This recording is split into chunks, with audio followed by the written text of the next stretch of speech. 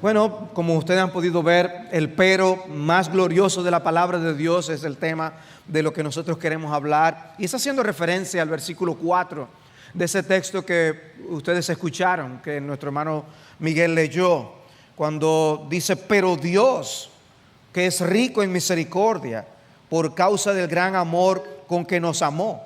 O sea que hay un pero que nos explica de algo anterior y de lo que nosotros tenemos que hacer alguna mención, pero normalmente nosotros usamos los peros como algo adversativo, usamos los peros para traer una nota negativa.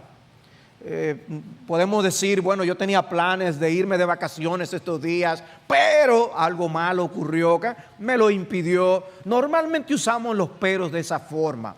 No es así como Pablo está usando el pero, es al revés. Él está dando la mala noticia de que nosotros estábamos muertos en nuestros delitos y pecados, pero Dios hizo algo ocurrió. Y por eso los versículos 1 al 3 son tan dramáticos en la manera como describe nuestro estado de perdición. Dice que nosotros estábamos muertos en nuestros delitos y pecados.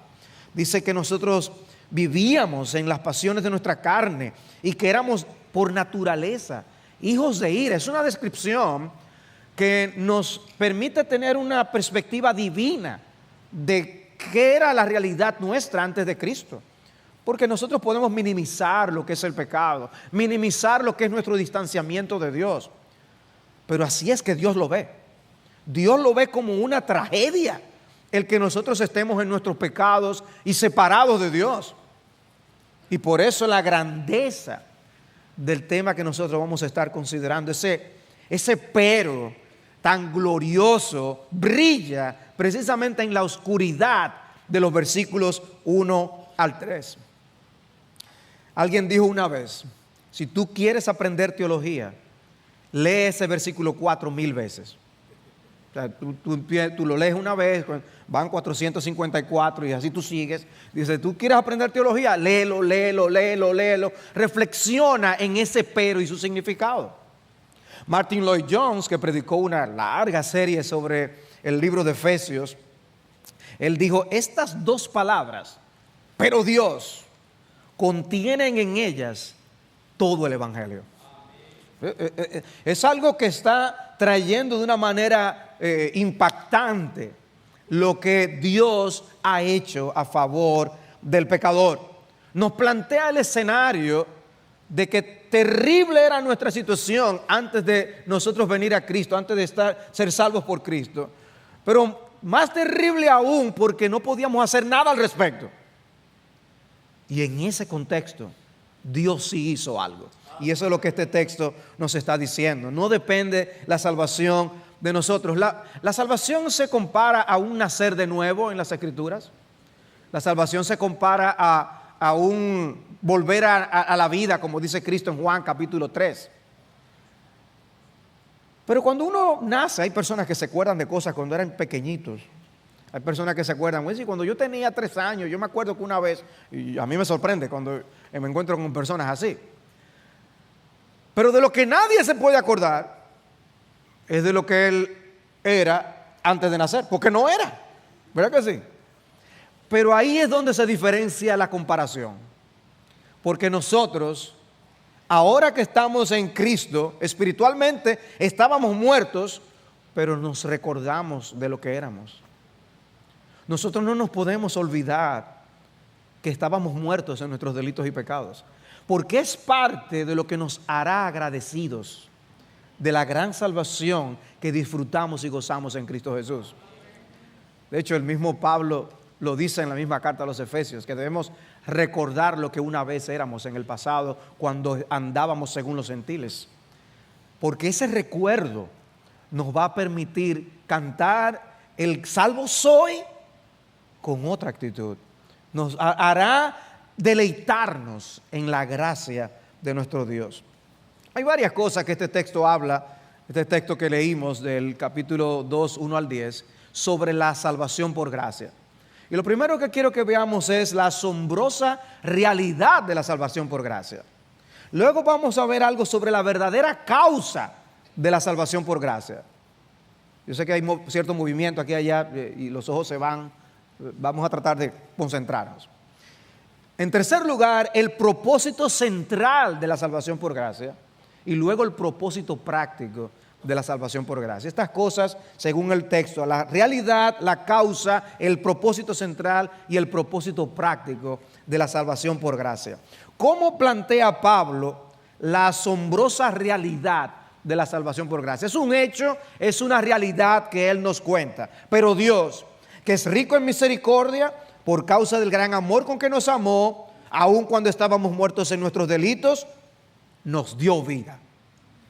Esa es la frase que resume la realidad de la salvación por gracia. Nos dio vida juntamente con Cristo. Y luego pone en paréntesis, por gracia habéis sido salvados.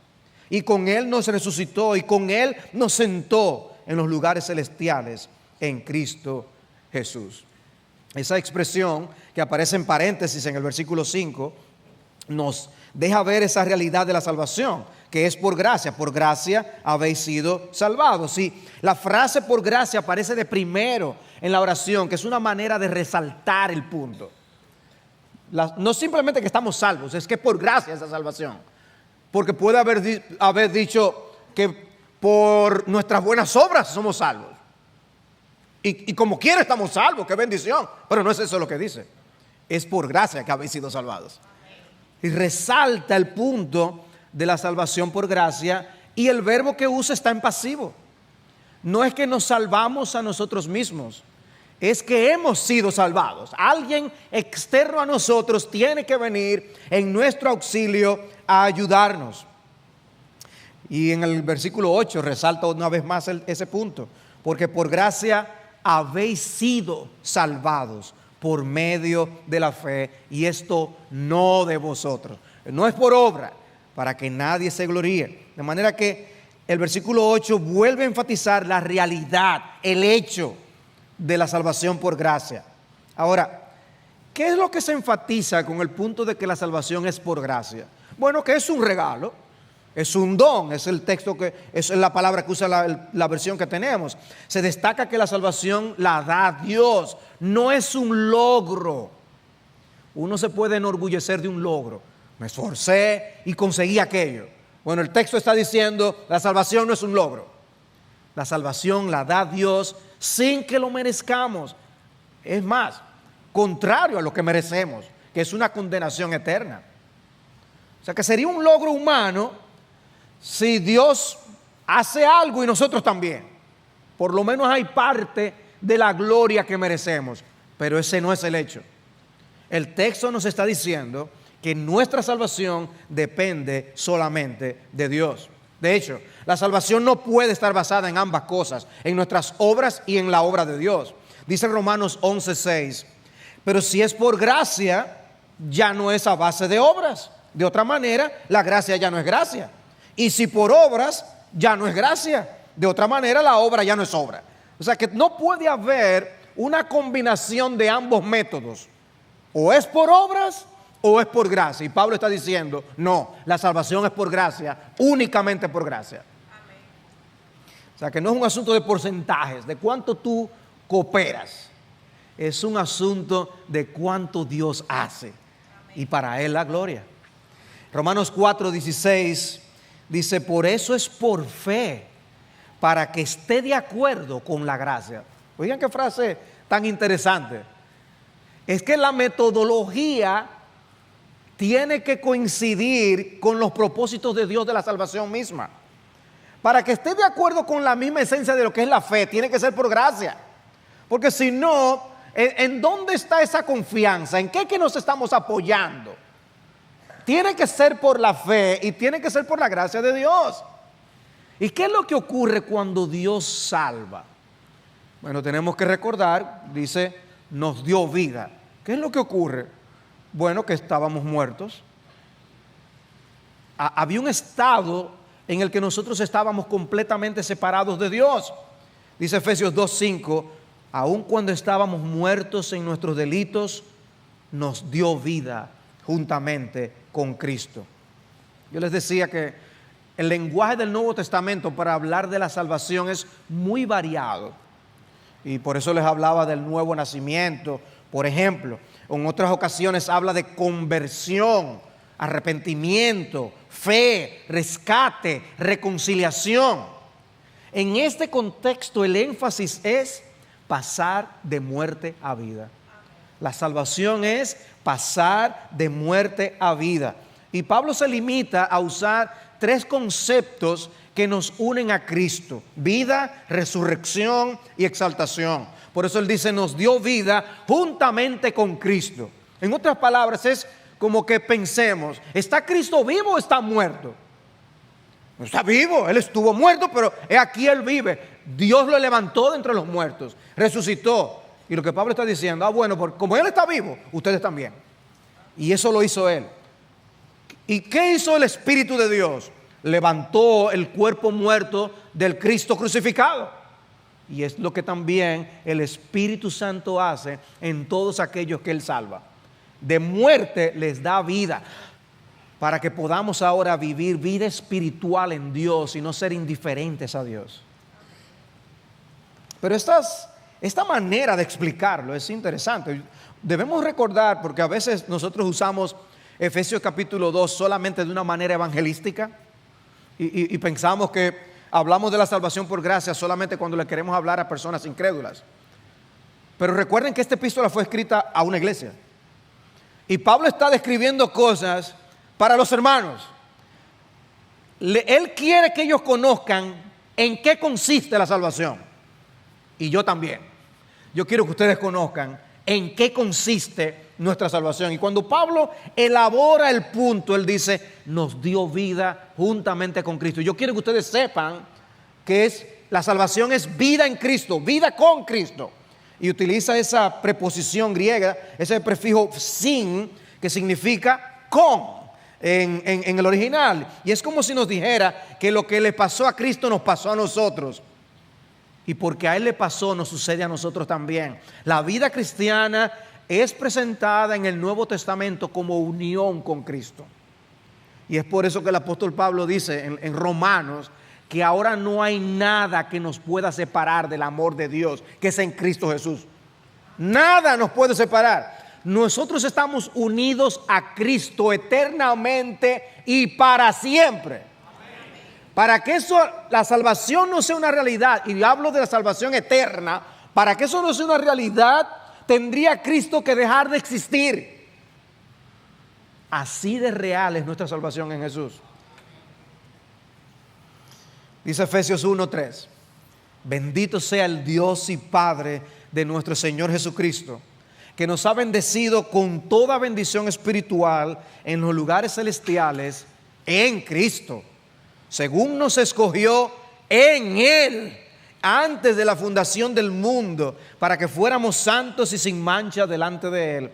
Nos predestinó para adopción como hijos, para sí, mediante Jesucristo, conforme al beneplácito de su voluntad, para alabanza de la gloria de su gracia, que gratuitamente ha impartido sobre nosotros en el amado. En Él tenemos también redención mediante su sangre, el perdón de nuestros pecados según las riquezas de su gracia. Pero ven cómo Pablo en pocos versículos enfatiza y destaca que la salvación es en Cristo, mediante Cristo, en el amado. Todo está relacionado con Jesús. Y vuelve y lo destaca en el capítulo que estamos estudiando, el capítulo 2. Nuestra salvación está ligada a nuestra unión con Jesucristo. Es una verdad central en el Nuevo Testamento. Es por eso que el Señor puede hablar en esos términos en Lucas 10:16. El que a vosotros escucha, a mí me escucha. Y el que a vosotros rechaza, a mí me rechaza. Y el que a mí me rechaza, rechaza al que me envió. Dice, hay unión entre el Padre y el Hijo. Indiscutiblemente. Él dice, el que a mí me rechaza, rechaza al que me envió. Pero también hay unión entre Cristo y los suyos. Por eso dice, el que a vosotros escucha, a mí me escucha. Impresionante. ¿Tú has pensado así cuando tú estás hablando con alguien del Evangelio? ¿Qué unión con Cristo tenemos? Y es por eso que entonces Pablo habla de vida en Cristo Jesús. Nosotros en el Nuevo Testamento Pablo habla de que morimos con Cristo. Y Pablo habla de que vivimos en Cristo. Porque estamos unidos a Él. Su vida está en nosotros y nosotros estamos en Él para siempre. ¡Qué enseñanza! Pablo quería que los hermanos lo supieran. Romanos 6:4, y por tanto hemos sido sepultados con Él por medio del bautismo para muerte, a fin de que como Cristo resucitó de entre los muertos por la gloria del Padre, así también nosotros andemos en novedad de vida. Y digo, pastor, la verdad que la enseñanza es un poquito profunda. Sí, es un poquito profunda. Pablo lo sabía. Pero Pablo también sabía que los hermanos necesitaban escuchar estas cosas. Pero ¿saben qué? Eso no es mera teoría. Es algo que necesitamos para la vida práctica. Por eso Pablo dice, así también nosotros andemos en novedad de vida. Esa vida en Cristo tiene que traducirse en un estilo de vida particular. La vida de uno que está en Cristo Jesús, que está vivo. En otras palabras, no andes como un muerto espiritual si tú estás vivo en Cristo Jesús.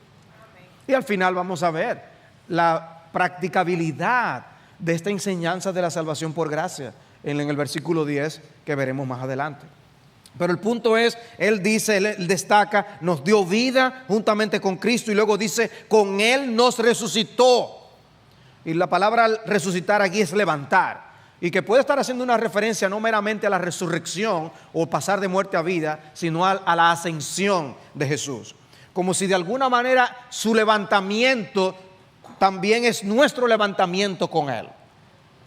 Y recuerden que su ascensión es una manera de sellar la aceptación de Dios el Padre del sacrificio que Jesús su Hijo había realizado.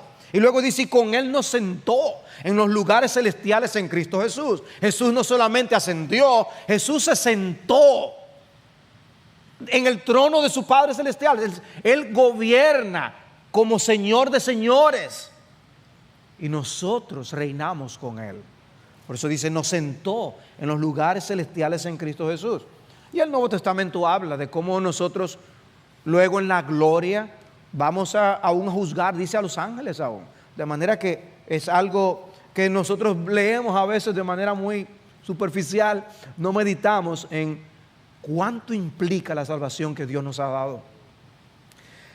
Pero es evidente que Pablo no quería que los efesios ignoraran de esa grande salvación que habían recibido. Por eso en el capítulo 1, versículo 18, le dice, mi oración es que los ojos de vuestro entendimiento sean iluminados, para que sepáis cuál es la esperanza de su llamamiento y cuáles son las riquezas de la gloria de su herencia en los santos y cuál es la extraordinaria grandeza de su poder para con nosotros los que creemos, conforme a la eficacia de la fortaleza de su poder, el cual obró en Cristo cuando le resucitó de entre los muertos y le sentó a su diestra en los lugares celestiales.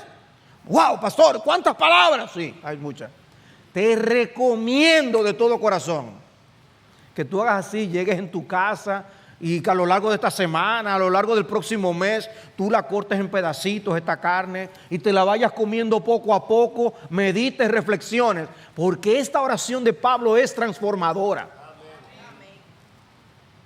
Dice, hay algo en la salvación que Dios nos dio, que si lo entendemos, nos llenaría de un regocijo que nosotros ni nos imaginamos.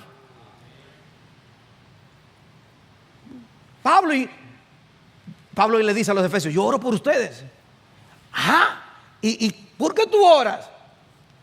¿Tú oras por nuestra salud? Sí, yo oro por la salud de ustedes. ¿Y por qué más tú oras? Yo oro porque la familia de ustedes estén bien, los hijos crezcan bien, tengan buenas costumbres, sean buenos ciudadanos. Sí, yo oro por todo eso. Pero en lo que Pablo se detuvo a compartirles de qué es lo que él ora por ellos, es eso que yo les leí a ustedes. Yo le oro, Señor, ábrele los ojos. Y Pablo rogaba en oración, Señor, ábrele los ojos. Y es mi ruego esta mañana, Señor, ábrenos los ojos. para que podamos comprender qué es nuestra salvación, qué esperanza de nuestro llamamiento, qué riquezas de la gloria de nuestra herencia, y nosotros peleando por 2 tachelitos aquí en la tierra. ¿Ven el punto?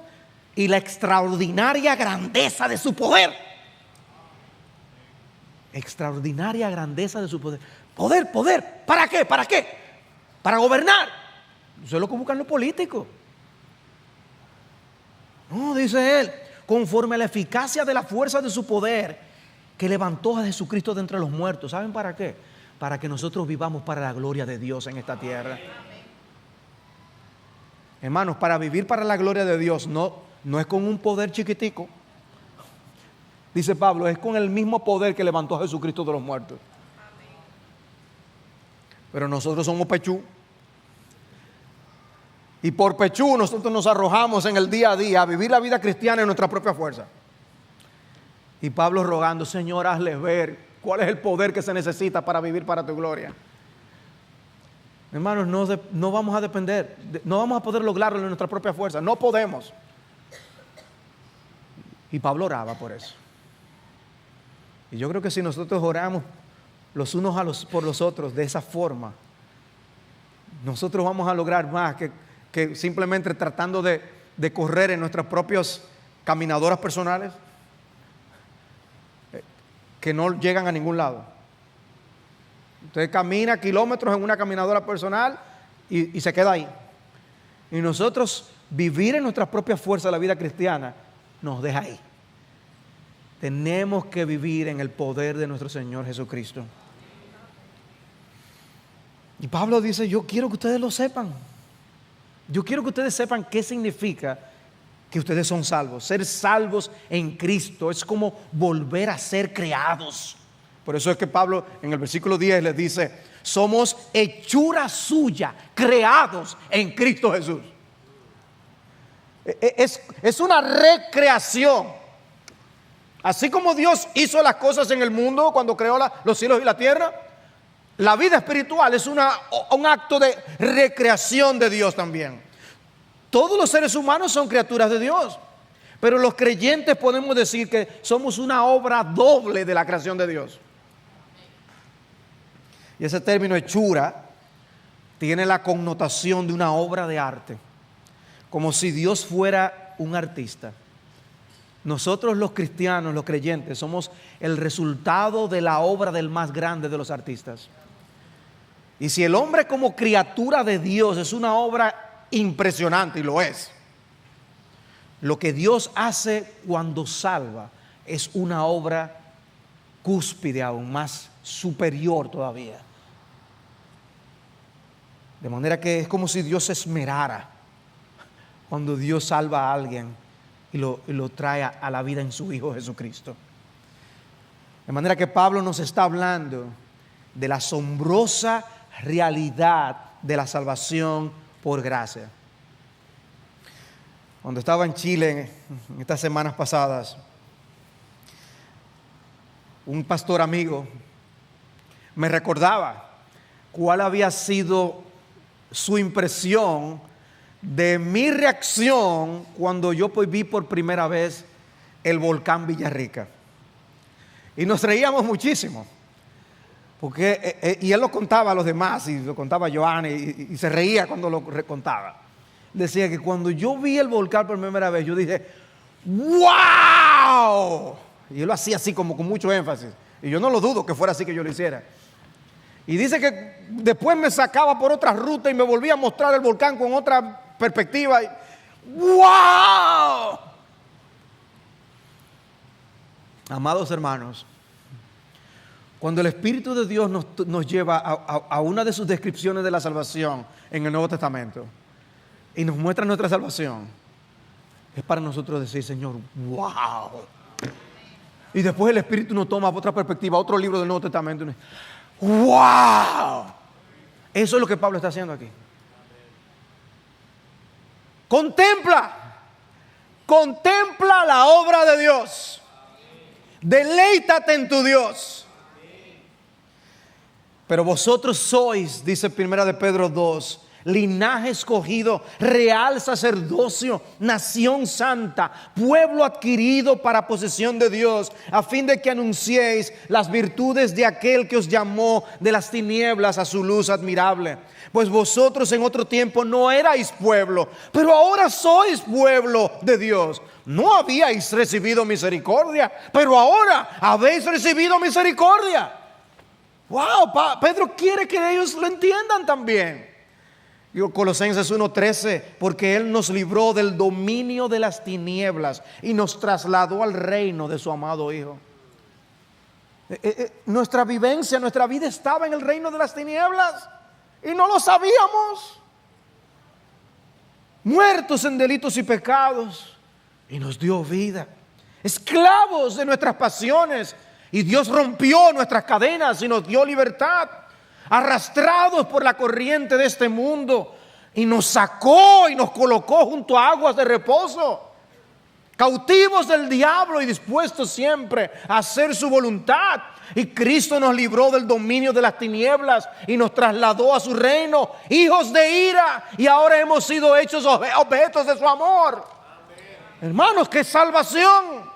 Salvados de diferentes trasfondos, de pasados distintos, pero todos teníamos algo en común: estábamos muertos en nuestros delitos y pecados. Dignos de lástima, ¿o no sabéis que los injustos no heredarán el reino de Dios? No os dejéis engañar, ni los inmorales, ni los idólatras, ni los adúlteros, ni los afeminados, ni los homosexuales, ni los ladrones, ni los avaros, ni los borrachos, ni los difamadores, dice Pablo, ni los estafadores heredarán el reino de Dios. Y luego añade: y esto erais algunos de vosotros, pero fuisteis lavados, pero fuisteis santificados, pero fuisteis justificados en el nombre del Señor Jesucristo y en el Espíritu de nuestro Dios. Quizás han pasado 10 años, 20 años, 30 años, 40 años desde que conociste al Señor, pero eso es lo que éramos. Eso es lo que éramos. Y el poder de la gracia de Dios obrando en nuestras vidas debe ser visto de una manera fresca, continuamente, reflexionando en pasajes como este. Pero ¿cómo explicamos una salvación tan gloriosa? ¿Por qué? ¿Por qué Dios salva así? Bueno, lo segundo que quiero ver es la verdadera causa de la salvación por gracia. La verdadera causa, versículo 4. Dice: pero Dios, que es rico en misericordia, por causa del gran amor con que nos amó. Por causa del gran amor con que nos amó. La sección contiene 4 términos que sacan a relucir el atributo de la bondad de Dios: el término misericordia, el término amor, el término gracia y el término bondad. Están allí en el pasaje. ¿Y saben por qué Dios hace este despliegue de estos atributos divinos? Para que sepamos cuál es la razón que hay detrás de esa salvación tan gloriosa. Dios salva porque Él ha decidido hacer bien a aquellos sobre los que Él ha depositado su amor. Lo que hace la diferencia es su amor. No nosotros, no nada en nosotros. No nada que nosotros hicimos, nada que estamos haciendo, ni nada que haremos, sino su puro amor. Hay una perspectiva del amor de Dios que realmente es un atentado, una especie de atentado contra Dios. Presentan a un Dios que ama a todo el mundo por igual. Todas sus criaturas, lo mismo, es igual. Y es cierto que hay una manifestación de su amor y de su bondad que es general para el mundo completo. Es de lo que Jesús habla en Mateo capítulo 5, cuando dice que Dios hace salir su sol sobre justos e injustos, sobre buenos y malos. Eso es cierto. Pero también es cierto que Dios tiene un amor especial por aquellos que Él salva. Todo esposo debe tener un amor general por su prójimo, pero créame, mi esposa no estaría satisfecha con que yo le diga que yo la amo como amo a todo el prójimo. Y lo mismo es el amor de Dios por los suyos, ese amor salvífico, un amor especial y particular. Dice Efesios 5:25: maridos, amad a vuestras mujeres, así como Cristo amó a la iglesia y se dio a sí mismo por ella. Un amor. La razón por lo que eso sucedió es amor, puro amor. Según nos escogió en Él antes de la fundación del mundo para que fuésemos santos y sin mancha delante de Él. En amor nos predestinó para adopción como hijos. En amor. Es el amor. La razón es el amor. Y hay algo que no podemos perder de vista aquí. Pablo no está buscando simplemente traspasar información. Que ustedes sepan. Quiero que sepan. No. Quiere que nosotros seamos atrapados, sobrecogidos por el amor y por la bondad de Dios. Por eso Él no dice simplemente que Dios es misericordioso, sino Él dice que Dios es rico en misericordia. Porque hay una diferencia en decir Él es misericordioso y decir es rico en misericordia. ¿Qué es lo que busca eso? Abundancia. ¡Wow! ¡Cuánta misericordia! Por eso Él no dice simplemente que Dios nos amó, sino dice por causa del gran amor con que nos amó. Y el versículo 7 dice las sobreabundantes riquezas de su gracia. Dice, nos salvó por su gracia. Eso es fantástico. O pudiera decir, nos salvó por la riqueza de su gracia. Maravilloso. Pero dice, no. Por las sobreabundantes riquezas de su gracia. Dios quiere que veamos montones de olas de gracia cayendo sobre nosotros. Eso es lo que Dios quiere que veamos. Dios quiere que seamos impresionados, estremecidos, deslumbrados con su amor. Él nos salvó no por obras de justicia que nosotros hubiéramos hecho, sino conforme a su misericordia. Tito 3:5. Dios quiere que lo sepamos, que es por amor, es por su misericordia, por su bondad, por su gracia. Él no está obligado a derramar ni una pizca de gracia sobre nosotros. Y Él decidió derramarla a borbotones. ¡Qué Dios! Él quiso amarnos cuando no estaba bajo ninguna obligación de hacerlo. Dice Efesios 2:5, aun cuando estábamos muertos en nuestros delitos, nos dio vida. Era precisamente en nuestro peor momento que Él decidió amarnos. La verdadera razón de nuestra salvación no es lo que somos, no es lo que hacemos, porque tendríamos que decir que la salvación fue a pesar de nosotros. Pero no, el lenguaje que dice la Biblia es, aun cuando estábamos muertos, nos salvó. No es simplemente que a pesar, es que era lo que merecíamos era que nos arrojaran al infierno. Eso es lo que merecíamos. Y Dios hizo lo contrario.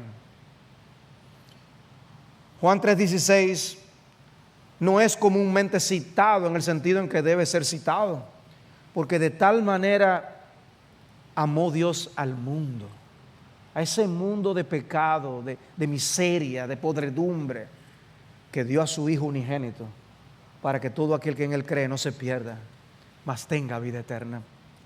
Lo increíble es que amar al mundo, al tipo de personas que componen al mundo, a gente rebelde a sus principios. Eso es lo increíble. Pero Dios demuestra su amor para con nosotros en que siendo aún pecadores, Cristo murió por nosotros. Pablo, no nos recuerde tanto que éramos pecadores. No, sí, recuérdalo. Debes recordarlo. No que éramos, sino que somos. Pero Cristo nos ama. Dios el Padre nos ama. En esto consiste el amor, 1 de Juan 4:10. No en que nosotros hayamos amado a Dios, sino en que Él nos amó a nosotros y envió a su Hijo como propiciación por nuestros pecados. Dice un autor, la magnitud incalculable del amor de Dios solo puede comenzar a ser medido por la cruz del Calvario. Es en la cruz que podemos tener una idea de ese amor desmedido que Dios tiene por su pueblo. ¿Y por qué? ¿Cuál es la explicación? Porque Él lo quiso. Por eso me gusta Efesios 1:5. Conforme al beneplácito de su voluntad. En griego eso significa porque le dio la gana. Él quiso amarnos así. Ese fue el deseo de su voluntad.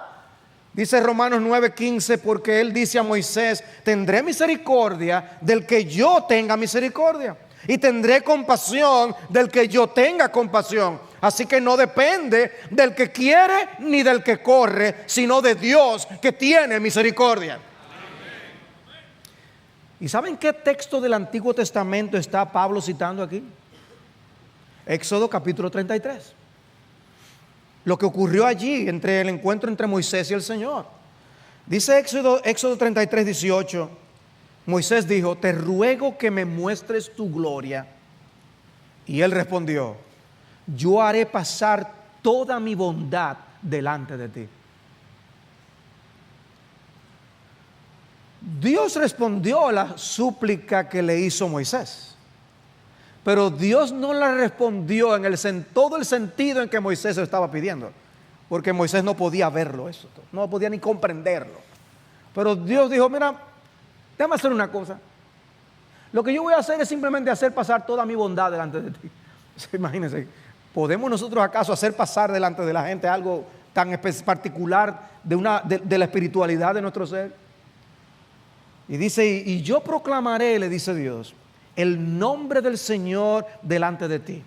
Y tendré misericordia del que tendré misericordia, y tendré compasión de quien tendré compasión. Y añadió: no puedes ver mi rostro, porque nadie puede verme y vivir. Dios, ese es el texto que cita Pablo en Romanos 9. En el capítulo siguiente de Éxodo 34:6, viene el cumplimiento de la solicitud.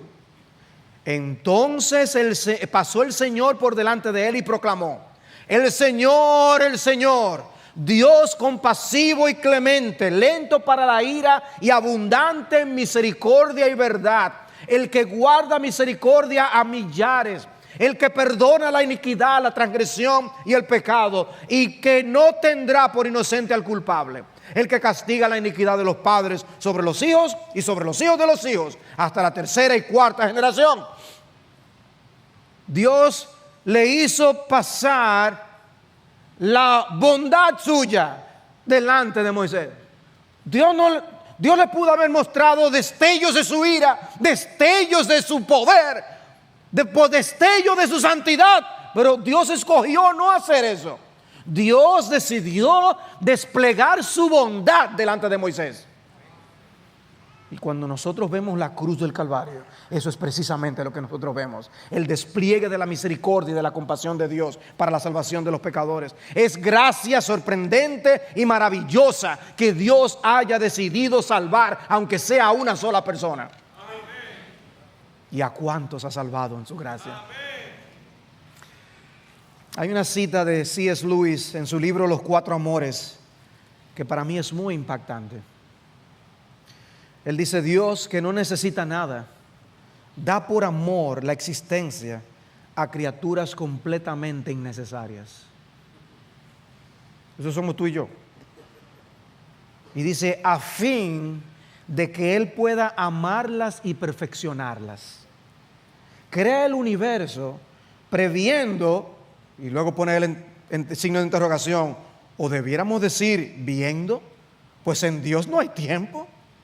Previendo la zumbante nube de moscas en torno a la cruz. Y pasa la escena del Calvario, Cristo colgado en la cruz, y dice: rodeado de moscas. ¿Quiénes son esas moscas? Dice él: su espalda desollada contra el rugoso madero, los clavos hundidos en la carne, atravesando los nervios, la repetida asfixia creciente a medida que el cuerpo desfallece, la reiterada tortura de la espalda y los brazos al enderezar el cuerpo una y otra vez para poder respirar. Si se me permite una imagen biológica, diría que Dios es un huésped que crea deliberadamente sus propios parásitos. Esos parásitos somos tú y yo. Dios crea deliberadamente sus propios parásitos. Nos da el ser para que podamos explotarlo. y extraemos beneficios de Dios, sacar provecho de Él. Dice Él, esto es el amor. Este es el diagrama del amor en sí mismo, el inventor de todos los amores. ¿Quiénes somos nosotros? Parásitos, que nos apegamos a Dios para sacarle el jugo y el provecho. ¡Wow! Dios crea sus propias moscas. Señor, ¿por qué nos hiciste? Y después de habernos hecho, ¿por qué nos salvaste? La explicación es el amor. Dios no nos debe nada. Dios no nos debe ni la oportunidad de ser salvos. Pero lo hace. ¿Y de qué manera? Entregando a su propio Hijo. ¡Wow! ¡Qué salvación! Ahora, ¿para qué? Bueno, habiendo visto la causa central, ¿no? ¿Cuál es el propósito central de la salvación por gracia? ¿Para qué? Él nos explica que es por su amor. Pero ¿para qué, Señor? ¿Qué es lo que tú quieres? Versículo 7.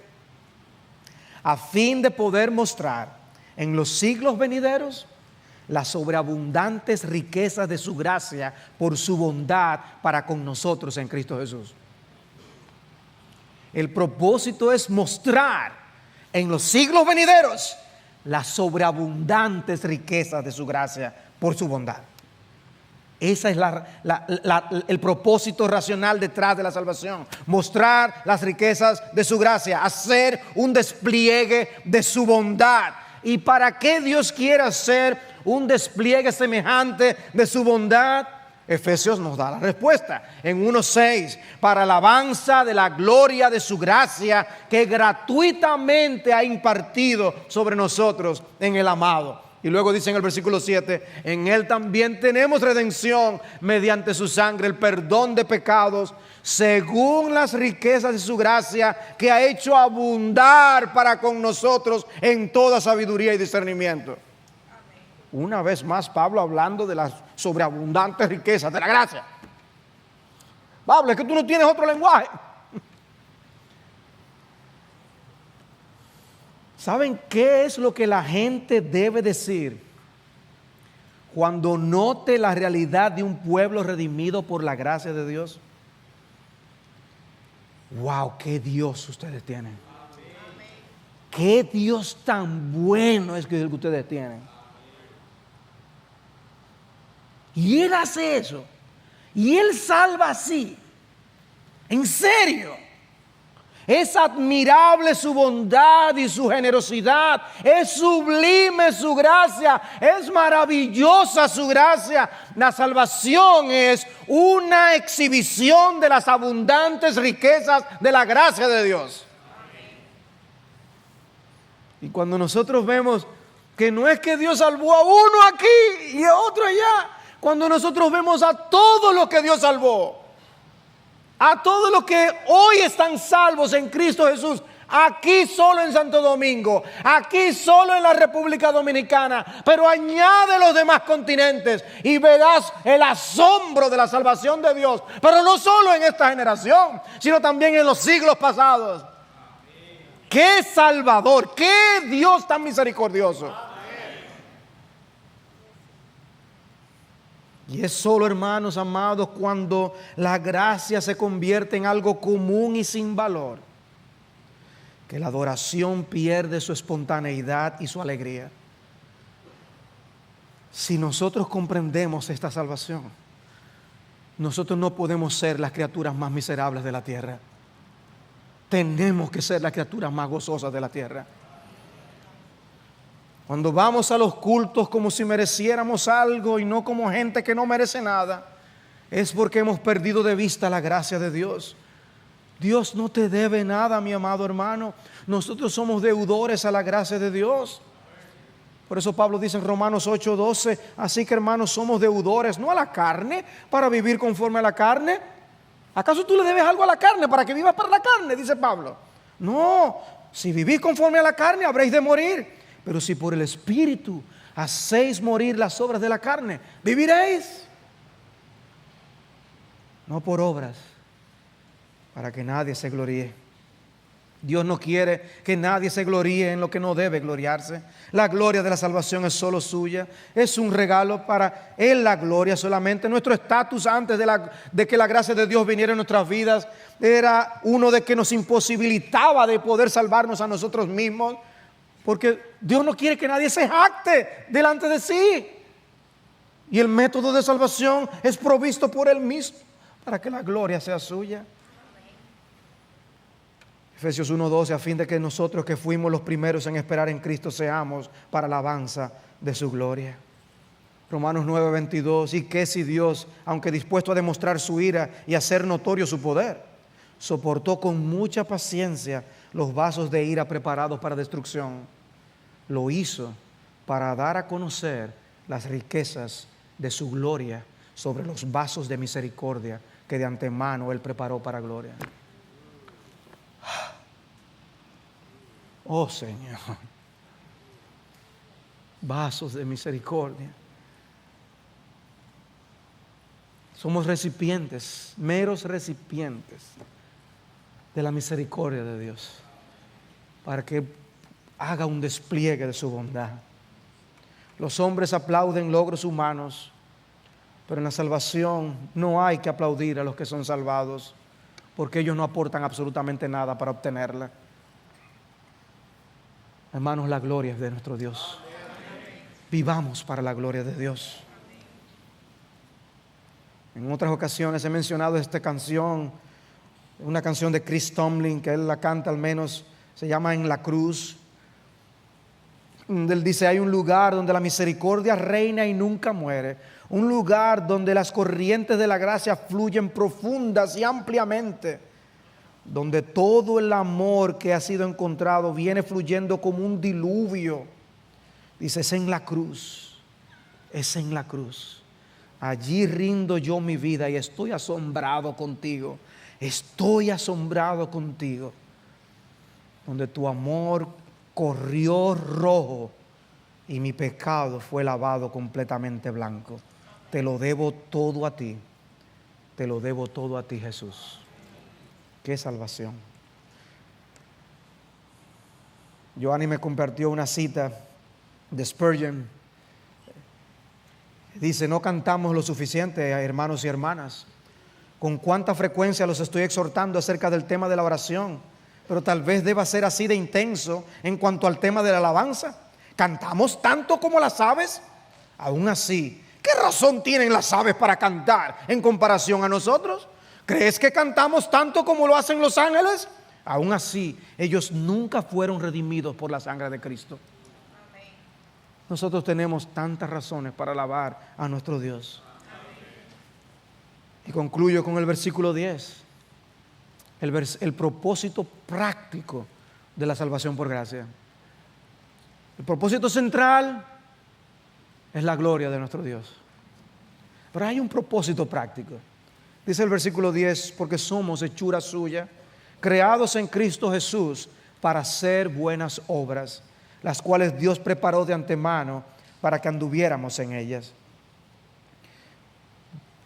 Yo he sido claro en que Dios tiene que salvar. El hombre no se puede salvar a sí mismo. No nos salvamos por buenas obras. Pero Pablo está diciendo aquí, ahora aquel a quien Dios salva, Dios quiere que luego haga buenas obras. Haga esas obras que Él creó en las que nosotros anduviésemos. Si alguno está en Cristo, nueva criatura es. Las cosas viejas pasaron y aquí son hechas nuevas. Nos hizo con el propósito de que viviéramos para su gloria. Nos redimió para Él. Nuestras vidas deben estar dedicadas a Él. Hemos sido comprados por precio. Debemos ser inspirados por el amor de Cristo a vivir para Cristo. Porque en cuanto Él murió, murió el pecado de una vez para siempre, pero en cuanto vive, vive para Dios. Así también vosotros, consideraos muertos para el pecado, pero vivos para Dios en Cristo Jesús. Romanos 6, 10 y 11. Vivos para Dios. Porque hay algunos que están esforzándose para vivir como si estuvieran muertos al pecado. Eso no es el todo de la vida cristiana. Debemos estar vivos para Dios. ¿Estás viviendo para Dios? ¿Estás vivo para la gloria de Dios?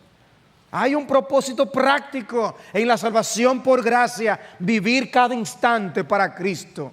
Que podamos decir con Pablo, para mí el vivir es Cristo. Pero eso es Pablo. No. Ese es el propósito de todo el creyente. Dice Pablo en 2 Corintios 5:14, el amor de Cristo nos apremia, habiendo llegado a esta conclusión. Nos apremia, no me apremia, nos apremia, habiendo llegado a esta conclusión, que uno murió por todos, por consiguiente todos murieron, y por todos murió, para que los que viven ya no vivan para sí, sino para aquel que murió y resucitó por ellos. Y eso va a tener implicaciones en cuanto al pecado, va a tener implicaciones en cuanto a la piedad y la santidad. El Señor no solo nos salva de algo, Él nos salva hacia algo. De los ídolos a Dios. Por eso Cristo decía en Mateo 5:16, así brille vuestra luz. ¿Te han visto esos foquitos que se le está gastando la pila? Así andamos algunos de nosotros. Que así brille vuestra luz. Brilla para la gloria de Dios. Para que vean vuestras buenas acciones y glorifiquen a vuestro Padre que está en los cielos.